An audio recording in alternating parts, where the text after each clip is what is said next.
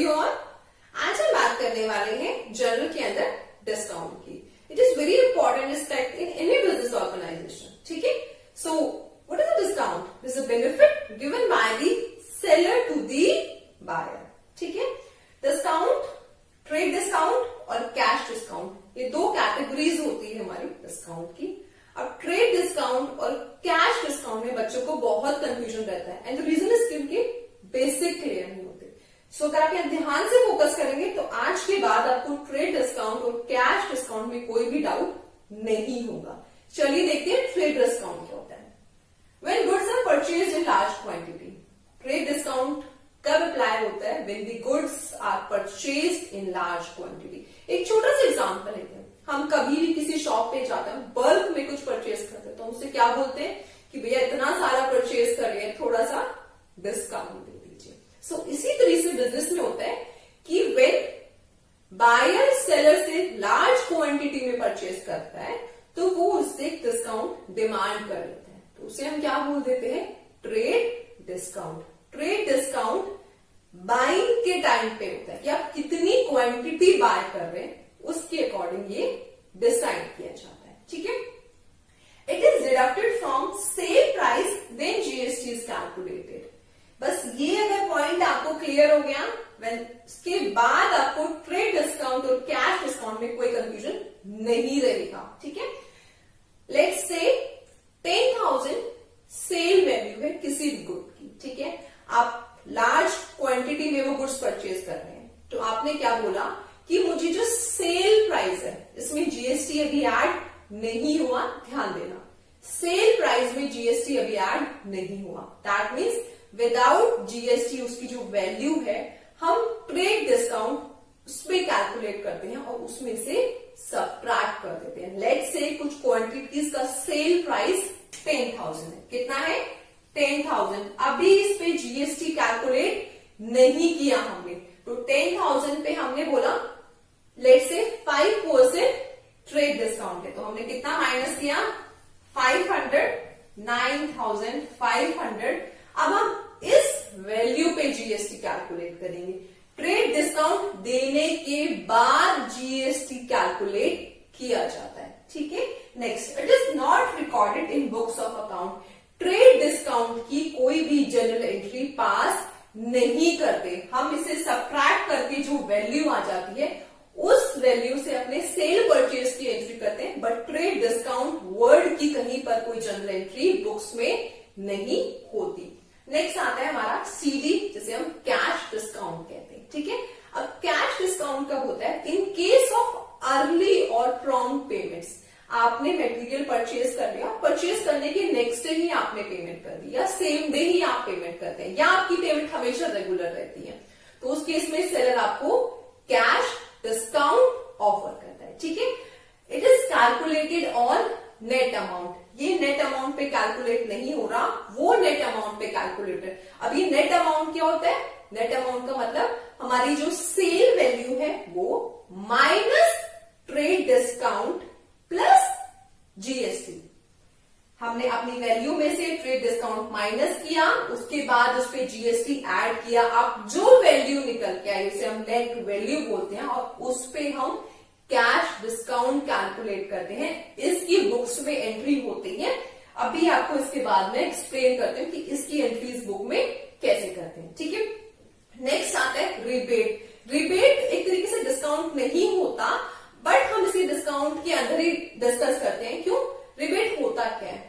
When the goods are of inferior quality or not as per specification or standards. ठीक है, material cell कर दिया, अब जो गुड्स है वो खराब है, तो the buyer will not make the payment और will not make the full payment. दोनों के बीच में डिस्प्यूट होगा। बायर बोलेगा भाई मैं क्यों पूरी पेमेंट करूं? when the goods are not as per specification or standards or of inferior quality, तो उस केस में सेलर क्या बोलेगा? अच्छा भाई मुझे भी नहीं पता था क्यों हो गया ये सप्लाई या कैसे है XYZ जो भी रीजन है, आप ऐसा करो मुझे कुछ अमाउंट कम दे दो। 10,000 पे करना है, आप 8,000 मुझे पे कर दो, तो वो 2,000 क्या होगा? That 2,000 is rebate. ठीक है।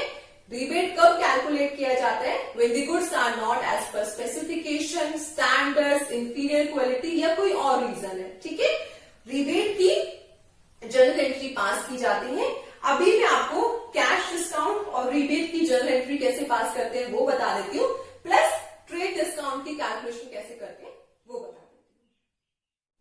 Sold goods to Mohan rupees 1 lakh, less 10% trade discount, IGST charge at 18%, cash discount allowed at 3% against check payment।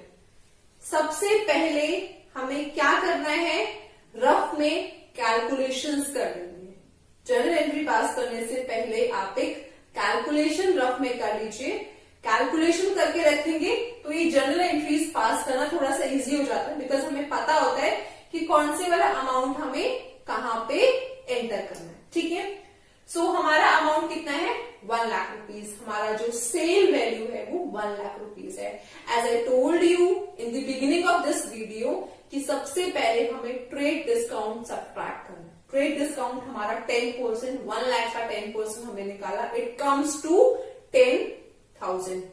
Subtract किया, वैल्यू निकल के आई 90,000। दैट मीन्स मेरी अब जो सेल प्राइस निकल के आया वो 90,000 निकल के आया। अब जो जीएसटी कैलकुलेट करनी है वो हमें 90,000 पे कैलकुलेट करनी है। 18% के हिसाब से कैलकुलेट किया, 16,200 हमारा जीएसटी निकल के आया। और जीएसटी को जब हमने इस अमाउंट में ऐड किया तो फाइनल अमाउंट निकल कर आया 1,06,200। हम जो सीडी कैलकुलेट करते हैं वो हमेशा नेट वैल्यू पे कैलकुलेट करते हैं। दैट मीन्स पहले टीडी माइनस करेंगे, जीएसटी ऐड करेंगे और जो अमाउंट निकल के आएगा उस पे हमें सीडी कैलकुलेट करना है। हमने 1,06,200 पे 3% के हिसाब से कैलकुलेट किया, इट कम्स टू 3,186, ठीक है। सो अमाउंट हमारे क्लियर हो गए। अब चलते हैं जर्नल एंट्री कैसे पास करनी है। मैंने बैंक अकाउंट को यहाँ डेबिट क्यों किया? बिकॉज हम सेल्स कर रहे हैं, हमारे पास पैसा आ रहा है, दैट मीन्स मेरा बैंक का बैलेंस इंक्रीज हो रहा है, मेरी असेट इंक्रीज हो रही है। असेट इंक्रीज होती है तो उसे हम डेबिट करते हैं। डिस्काउंट अलाउ एक बिजनेसमैन के लिए एक्सपेंस है, उसको हमने डेबिट किया। Reason being increase in expenses is debit, ठीक है। 2 अकाउंट डेबिट क्यों किए समझ आ गया। आगे चलते हैं। सेल्स को हमने क्रेडिट किया क्योंकि सेल्स हमारी रिवेन्यू है और रिवेन्यू इंक्रीज होता है तो उसे हम क्रेडिट करते हैं, ठीक है। आउटपुट IGST हमारी लायबिलिटी है, इंक्रीज हो रही है तो उसे भी हमने क्रेडिट किया। अब देखिए अमाउंट कहां पर कौन सा अमाउंट एंटर करना है, इसमें भी बच्चों को बहुत कंफ्यूजन होता है। थोड़ा सा ध्यान से देखोगे तो आज ये वाला कंफ्यूजन भी क्लियर हो जाएगा। सबसे पहले हम एंटर करते हैं सेल्स में, ठीक है। तो सेल्स हमने 90,000 क्यों लिखा? बिकॉज 1 लाख में हमने 10,000 उसको माइनस कर दिया। एक्चुअल में जो इनवॉइस बन रहा है वो कितने का बन रहा है? 90,000। ट्रेड डिस्काउंट की हम वैसे कोई जर्नल एंट्री पास नहीं करते, बस उसका अमाउंट सब्ट्रैक्ट करके हम यहाँ सेल्स में शो कर देते हैं, ठीक है। सो 1 लाख में से 10,000 माइनस किया, 90,000 हमारा सेल्स का प्राइस निकल के आया, वो हमने सेल्स में दिखाया। आउटपुट जीएसटी हमने कैलकुलेट किया था, हमने यहाँ 16,200 शो कर दिया, ठीक है। अब इन दोनों को टोटल किया, हमारा निकल के आया 1,06,200। अब इस पे हमने सीडी भी कैलकुलेट किया है, दैट मीन्स उतना अमाउंट हमें कम मिलने वाला है। तो जो सीडी है वो हमने यहां शो किया, सब्ट्रैक्ट करके जो बैलेंस आया वो हमारे बैंक अकाउंट में थ्रू चेक आने वाला है, ठीक है। अगेन एंड अगेन मैं आपसे एक ही चीज रिक्वेस्ट करती हूं कि अपने डेबिट क्रेडिट के जो रूल्स हैं उनको आप अच्छे से कर लीजिए, बिकॉज आप जितनी भी अकाउंटेंसी में जो भी चीजें पढ़ेंगे, rules of debit and credit बहुत इंपॉर्टेंट है, because these are the basics in your accountancy. मैंने इसके लिए अभी कुछ दिन पहले एक वीडियो अपलोड की थी, आप अपने वो डाउट्स क्लियर करने के लिए वो वीडियो भी रेफर कर सकते हैं, ठीक है। अब narration is very important. Being goods sold, trade discount at 10%, CD at 3% allow हमने किया है। IGST एट 18% हमने चार्ज किया है। पेमेंट रिसीव अगेंस्ट चेक, ये हमने सेल्स के केस में बात की थी। अब नेक्स्ट एग्जांपल में हम परचेजेस के केस में बात करते हैं कि जर्नल एंट्री कैसे पास करनी है, ठीक है। Goods purchase from Ram and company of list price 50,000, that means कितना प्राइस था, 50,000 का उसका प्राइस था। ठीक है, सबसे पहले अगर ट्रेड डिस्काउंट गिवन है तो वो हमें सबट्रैक्ट करना है। Trade discount is 20%, that mean हमारा हो गया 10,000, हमने सबट्रैक्ट किया। Now the value is 40,000। अब इस 40,000 पे I have to calculate CGST and SGST at 6% each, तो वो हमारा निकल के आएगा 240 दोनों को प्लस किया तो हमारा हो गया 480। So now our total is 40,480। अब इस अमाउंट पे हमें CD कैलकुलेट करना है, नहीं हमें इस अमाउंट पे CD कैलकुलेट नहीं करना है। रीजन बीइंग कि पार्ट पेमेंट चेक में है और पार्ट पेमेंट बैलेंस है। इस चीज को ध्यान रखना कि CD हम उसी अमाउंट पे कैलकुलेट करते हैं जो कि हमें इमीडिएटली मिल जाती है, दैट मीन्स इधर कैश में मिल जाती है और चेक में मिल जाती है। जो आउटस्टैंडिंग अमाउंट होता है यानी कि जिसके अगेंस्ट क्रेडिटर उठ जाते हैं उस पे हम CD कैलकुलेट नहीं करते। देखिए अब कैसे, परचेजेस को मैंने डेबिट किया बिकॉज एक्सपेंस है, इंक्रीज होगा तो डेबिट करना है। इनपुट GST एक्सपेंस है, डेबिट कर दिया। बैंक अकाउंट मेरा बैलेंस डिक्रीज हुआ है क्योंकि मैंने पेमेंट की है तो मेरा बैलेंस डिक्रीज हो रहा है, दैट मीन्स मेरी एसेट डिक्रीज हो रही है। एसेट डिक्रीज होती है तो हम क्रेडिट करते हैं। राम एंड कंपनी मेरा क्रेडिटर है, मुझे उसे पेमेंट करनी है, मेरी लायबिलिटी है, लायबिलिटी इंक्रीज होती है तो उसे हम क्रेडिट करते हैं। डिस्काउंट रिसीव्ड इनकम है, इनकम इंक्रीज होती है तो उसे हम क्रेडिट करते हैं। अमाउंट्स पे थोड़ा फोकस कीजिए। देखो हमने यहाँ TD माइनस करने के बाद हमारा परचेजेस का अमाउंट निकल कर आया 40,000, हमने परचेजेस के सामने 40,000 डाल दिया। CGST SGST हमने कैलकुलेट किया था 240। इन वाली एंट्रीज में ध्यान रखना, सबसे पहले आप परचेजेस या सेल्स का अमाउंट निकाल दीजिए, उसके बाद CGST SGST का अमाउंट निकाल के यहाँ लिख दीजिए। आप बोल रहे हैं कि हाफ पेमेंट चेक में और half payment outstanding, that means जो हाफ पेमेंट आउटस्टैंडिंग है उसमें CD का कोई लेना देना नहीं है।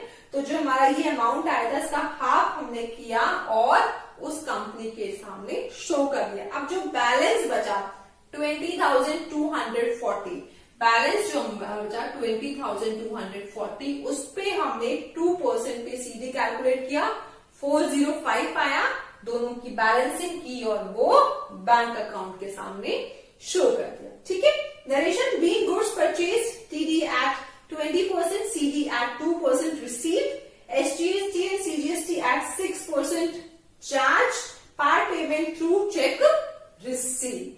ठीक है, अब मैं आपको एक रिबेट का एग्जांपल भी समझा देती हूँ। Goods sold to Mrs. XYZ were of poor quality, hence rebate allowed ₹2,000। ठीक है, कभी पहले कुछ गुड्स सेल किए होंगे, इंफीरियर क्वालिटी के हैं, 2,000 रुपीज रिबेट मिल रही है। ठीक है, सो सेलर की बुक्स में कैसे एंट्री होंगी और बायर की बुक में कैसे एंट्री होंगी देख लीजिए।